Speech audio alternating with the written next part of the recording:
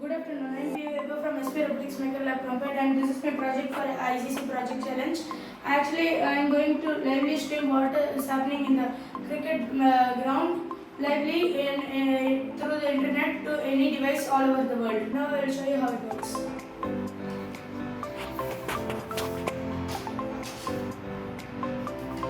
Actually, I have connected a 2.5 adapter for the Raspberry Pi because it needs more power, more amps.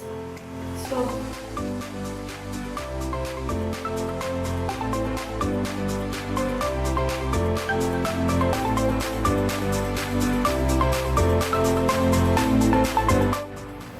now you have seen that it is streaming what is happening in the laptop. Now I will show you it is streaming in the mobile also.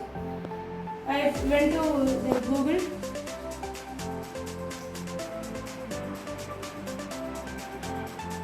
And by just putting the IP address, you can see what is happening.